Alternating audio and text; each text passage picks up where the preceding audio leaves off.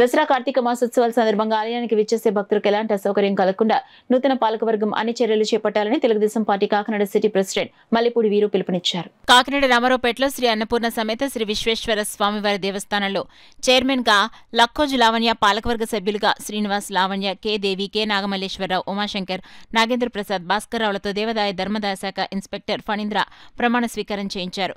ఈ సందర్భంగా Kakinada TDP city అధ్యక్షులు మల్లిపూడి వీరు మాట్లాడుతూ కాకినాడ సిటీ ఎమ్మెల్యే కొండబాబు సూచన మేరకు నూతన కమిటీని ఏర్పాటు చేయడం జరిగిందని తెలిపారు. ఆలయ చైర్మన్ లక్కోజు లావణ్య మాట్లాడుతూ ఆలయ అభివృద్ధికి కృషి చేస్తానన్నారు.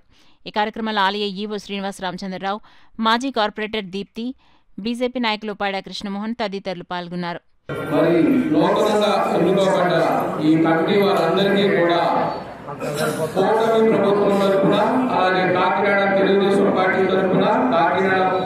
ప్రజల తరఫున కూడా మొత్తం సభ్యులందరికీ కూడా శుభాకాంక్షలు తెలియజేసుకుంటూ మరి ఈ యొక్క దేవాలయం, ఈ శివాలయం ఎంతో ప్రసిద్ధి చెందిన శివాలయం మన రామారావుపేటకే కాకుండా చుట్టుపక్కల ప్రాంతాలన్నింటినీ కూడా. అటువంటిది మీరందరూ కూడా ఈవేళ కమిటీ సభ్యులుగా